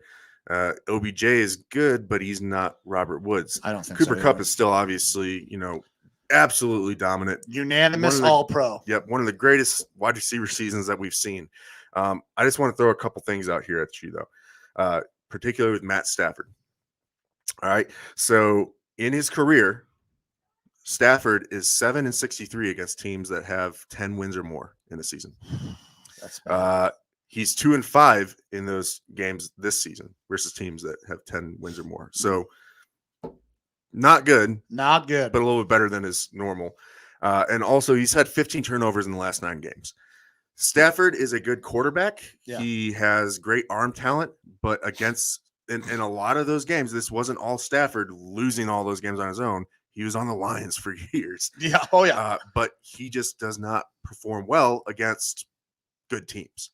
Not as good as he should, even with better talent around him. We've seen that this year with him being 2-5 against those teams that have 10 wins or more. The line is Rams -4. I'm taking the Cardinals +4 on this one. This game is being played in LA. They had to go to a silent count last week because so many 49ers fans showed up. This is fucking crazy. I don't know how well the Arizona fans are going to travel, but Stafford's wife was on her podcast imploring LA fans, don't sell your tickets. Yeah, oh yeah, because they don't want to have to go to a silent count again. Look, the Cardinals have kind of backed their way into the playoffs this year after starting off really strong. But I think that the Cardinals will end up coming out victorious in this one. I got to root for our Arizona, natives here who are all pushing for the Cardinals to make it all the way. I don't know that they make it all the way, but I think that they can win Monday night. I am not on the Cardinals. I have Rams, and I have them -4. So we talked about how Matthew Stafford has really struggled recently. Ton of picks, struggled against good teams in his career. The Rams, I don't ever feel like they have a home field advantage because, well, they're in LA, and fans travel, and I mean we talked about the 49ers. LA is still a Raiders town. It is still a Raiders town. It very much is a Raiders town. But a massive factor in this game is Cam Akers is back. Cam Akers was a full participant in practice this week. He is going to play in this game, and I think that he helps. He says he feels like he's 100% coming off an Achilles injury that you expect to be out for a very long time. Yeah. I think it makes a big difference if he is 100%. They're able to run the ball better. They have one of the best wide receivers in the league in Cooper Kupp. I think Stafford won't have to do as much in this game. I don't know. Is D-Hop back for the Cardinals? I'm not sure. I think he's supposed to be, but I'm not sure. Yeah, so I'm not 100% certain he is back. I'm not 100% sure JJ is all the way back because he talked about he may or may not play. There's been some, kind of back and forth. He says he's definitely not going to play on Sunday, which is, a very JJ Watt thing to say because their game's on fucking Monday. Yep. I don't see Watt shouldn't be playing. I mean, but he might be back in. Apparently he's recovered pretty well from his injury. But they have not said yes or no if JJ is going to play. I'm pretty sure that when I was driving over here, that Sirius NFL was saying that he wouldn't be playing this game. Okay, so they're missing. So they're missing JJ. I don't know if they're going to have D-Hop back. James Conner's banged up. We got Chase Edmonds banged up, and adding Cam Akers back in that backfield for the Rams, I think, is a huge difference. That's why I'm on the Rams here to cover the -4 points. DeAndre Hopkins is out for Cardinals wildcard game. All right, so D-Hop's out. I mean, everything is kind of starting to line up for the Rams to get better here, especially adding Cam Akers in. I think they can get a dub, and I think they can cover the -4 points. That's where I'm at on this. Yeah, I definitely think Akers makes a big difference here. I'm gonna lean on those Stafford stats. He hasn't looked great the past several games. No, he's been throwing fucking picks, turning the ball over. He's been trying to do too much. And then one thing about Kyler, as much as I criticize him, he is good outside of the pocket. He is good on broken plays where the line is not able to contain guys. The Rams have a phenomenal line. Yes. Defensive line. You're going to see Aaron Donald getting in there and stuff like that. That is going to force Kyler to go out and alibi on plays, and I think that ends up helping. Okay. That makes we'll see Kyler have a better game because of that. I do expect this to be a close one. It's going to be a fun game, one that I'm really going to enjoy watching. And I'm taking the underdog here, Cardinals, for all of our fans here in Arizona. And taking them in the win, or you take them in the cover? I'm taking them both. Okay. All right. So you're on the Cardinals, and I'm not. I think the Rams figure out a way to get this thing done. I really do. They were top to bottom. I think the Rams are a better roster. Yeah, I do. They stack talent. Has that talent turned into a team? I don't know. We will see. Yep. But so that covers Super Wild Card Weekend. Super Wild Card Weekend. Here. I like watching D-Hop play. He's a great player. It sucks for the Cards to not have him from Sven. Yeah, I mean, it does suck. Yeah, it's a big look. Honestly, I thought he was going to be playing. So checking that out there, that definitely does hurt the Cardinals a little bit. But I'm going to stick with my pick. All right. Hey, I mean, you got to stick with it once you go with it, right? Mm-hmm. So my bets. So I put in a 6-leg parlay all these games. So I got Bengals -5.5, Bills -4.5, Rams -4, Eagles +8.5, Steelers +12.5, 49ers +3. I feel pretty good about most of these games. The Steelers, I mean, they could absolutely not come through. They shouldn't come through, but I think they will. I got a couple of random bets. Like if you're on Caesars, there's a Derek Carr, Joe Burrow, Josh Allen, and Mack Jones each throw 1 touchdown pass. That feels like a layup. Yeah. It's +140, so you're not getting a massive return there, but I feel like that's a bet that you can make and feel good about, at least having a chance to win. We talked about my same game parlays. Vanilla Gorilla says the Cards are going to win. I mean, can you deny that? I mean, I love the Vanilla Gorilla. He's never steered me wrong. I don't like this one. I don't like it for the Cards. So I'm not gonna back down on that. I'm not gonna change it there. So I'm gonna stick with what I got. All right. We got anything else? I did see something. So Brian Flores is going to interview with the Texans for the Texans coaching vacancy. It's been put on ESPN. Cooper Kupp, Devontae Adams, unanimous All-Pro picks. Yep, and snubbed was Justin Jefferson.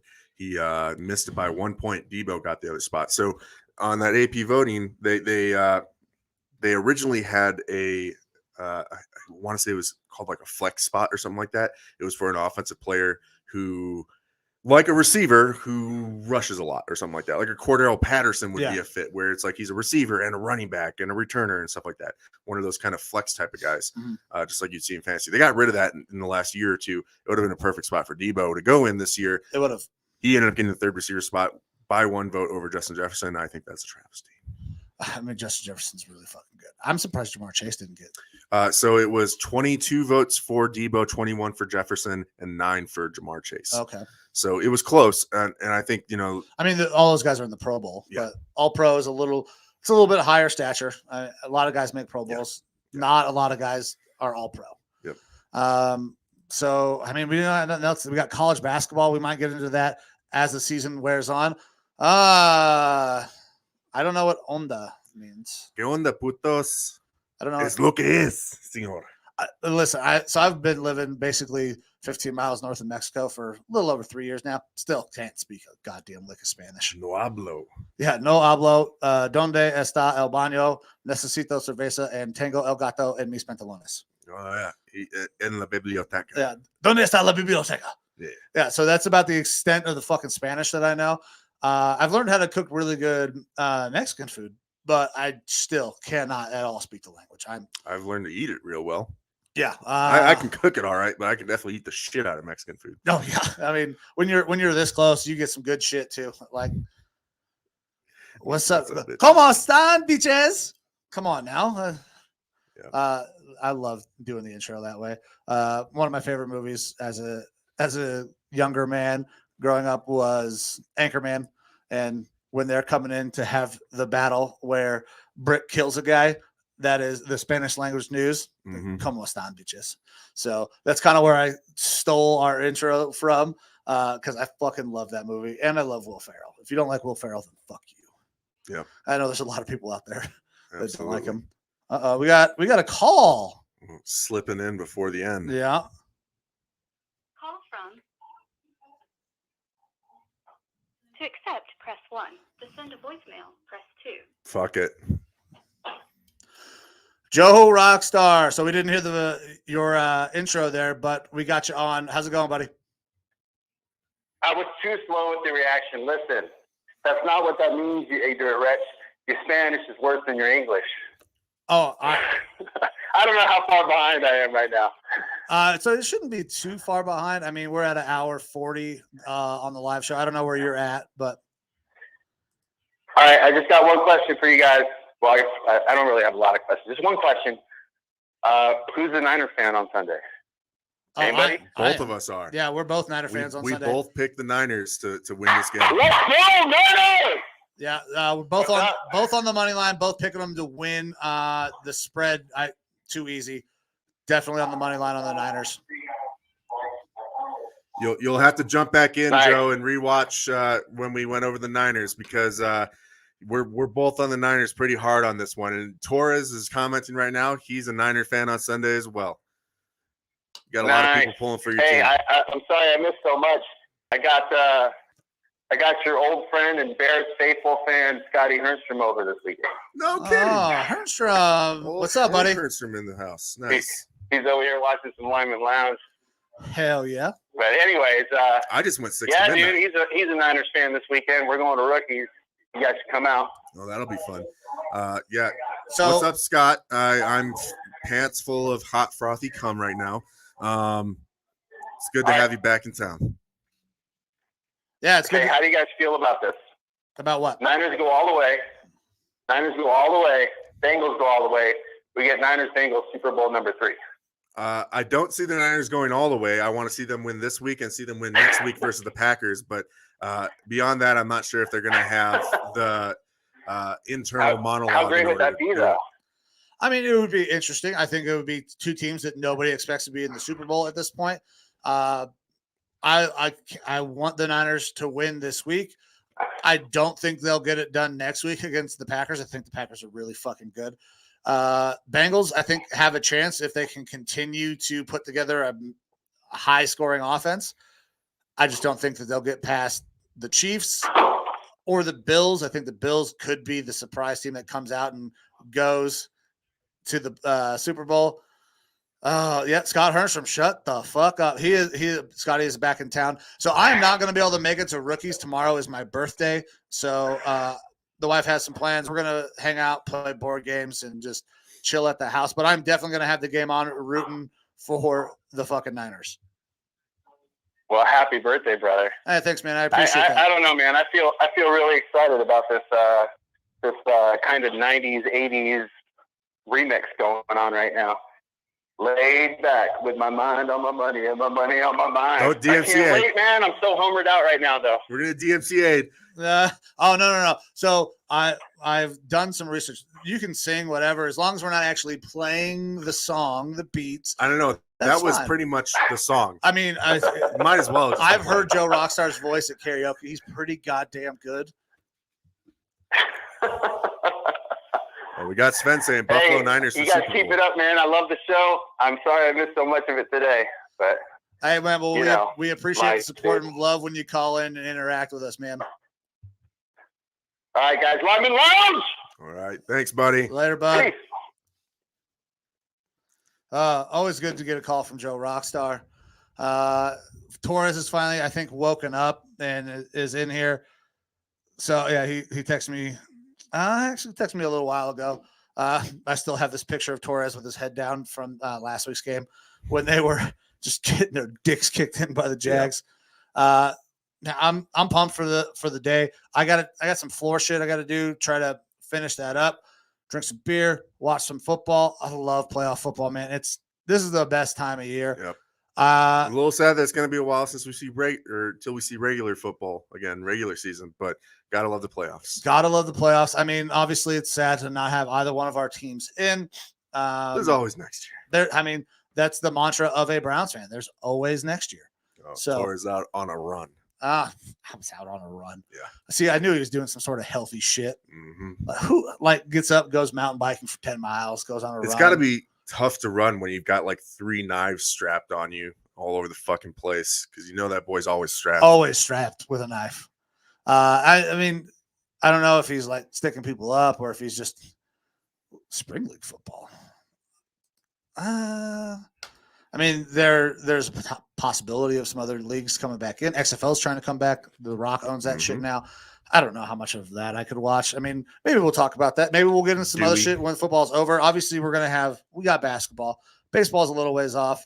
The NFL never sleeps, though. Shit's going on constantly. One thing I did get into when the pandemic hit and things kind of shut down, there was no sports on, started watching Aussie rules football. Super fucking cool. It is not rugby. It is a different game. It's very exciting to watch. Talk to some people fucking down in Australia on Twitter trying to get into it. Don't promote that too much because then we're gonna have the Vanilla Gorilla making some Aussie League football bets. So don't when he gets off his badminton or whatever the shit else badminton, fucking on. Cricket, Aussie rules football. Don't bet on those. I do not know how to tell you how to bet those fucking things. Not at all. But yeah, it was a good show, man. I super pumped for the day. There's more stuff coming out. I'm very pumped to figure out what NFTs I got. We're going to toss that in there one more time. Buy NFTs, baby. Buy them. Put that on there this morning. Yep. Make sure that people know. Yep. And then, of course, happy birthday to Mike tomorrow. Yeah, thanks. Appreciate Enjoy that. your sloppy toppy or whatever else comes your way. So I will. We're going to hang out. I got to make sure I don't get too drunk tomorrow playing board games all day because Matt is going to come over, the Coop clan, and every time I'm around Matt, that typically is what happens. We get a little pissy drunk, and then Monday we got some golf. Yep, we got a babysitter to watch the kids. Man, great weekend. I'm excited. This was fun. Love the show. Love doing these and having you here, helping me out with this. Torres is sending me more shit right now. This comment goes against the community standards on hate speech. Yeah, he got hit with something on Facebook for the putas. Yep. All right, and then one last one here from Sven. Good show, guys. Let's go Buffalo and happy birthday, Mac. Thanks, Sven. I'm not sure. Is Sven Dolphin with us on Monday? I'm not sure. I know the feelers were put out. So I know you're going, right? Oh yeah. Me, Amber, Evo, Grant, Mike, Spicy Mike, and then Gooby and Brandy. So that's what 1, 2, 3, 4, 5, 6. They got 7 right now. And so we got Kayla was a possibility. Kayla's a possibility. We got one more slot open. I got 2 tea times. So we got one more slot, Sven. If you're up for it, enjoying that Bills win that's coming today. Or he might be having a hangover, whether or not the Bills win. Yeah. Or a concussion if the Bills win and he goes through a table. A little awkward. I want to see him go through a table. Absolutely. I want to see it. But all right, man. Well, that's probably the show, huh? That's it, man. I don't think I got. We got to get the rest of our day kicked off so that way we can be done with the adulting stuff and get ready for some fucking football. Yeah, adulting sucks, but knowing that I get to watch some super wild card weekend football at the end is going to be a nice little treat. Yep. All right. Well, Sven saying he'll do it. Hell yeah. We expect it, buddy. Guys, we're going to get the fuck out of here so we can, tend to all those other adult things we have to do with our lives. This is the Lineman Lounge. We thank you guys so much for your support, the calls, the comments. If you like the show, go subscribe on the YouTube. You can follow us on Facebook. We have a group. If you don't like and subscribe, you're a scumbag. Yeah, if you don't like, subscribe, comment. I'll toss that in there like every other fucking YouTuber does. We're also on Twitter. If you like the show, please share the show with your friends. If you don't like the show, share it anyways. Maybe they have better taste than you. And guys, we will be back next week is the plan. We're going to try to stick to a standard time, probably 10 a.m. on Arizona time. That way people out on the East Coast, we've got a couple people out in Ohio, or got a couple people in Georgia that still watch the show when I was stationed there. So it's noon for them. They can get up, have their coffee, sit down, crack a beer, and join us and get ready for the show. So thank you guys. We do not have TikTok anymore. My temporary suspension is now a full suspension. Oh, well. So I'm thinking that at some point we're going to create a new one. We'll probably do a live little TikTok here, create one. Everybody can see it happen. And then we'll tell TikTok to go fuck themselves. And we'll see how long that video stays up for. But Instagram as well, guys. Anywhere that you can listen to the podcast, you can find us as well on the audio. I actually got to catch up. I'm an episode behind on publishing the audio. But thank you guys so much. Check us out anywhere on social, on the podcast platforms. We're going to be back. This shit's going to keep rocking, and we're going to keep trying to crank this shit up to 11. Thank you guys for your support. You got anything else for the people? No, man. Thanks, everyone, for watching and tuning in. Enjoy the wild card weekend. All right, guys. This is the Lineman Lounge. We love you. Sleeves are optional. See you.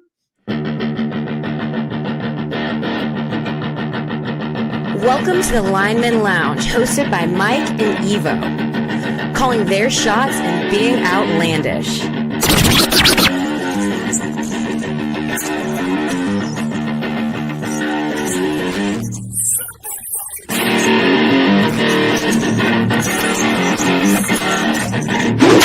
Breaking news from Lineman Lounge. My fantasy football team just took a huge fucking hit.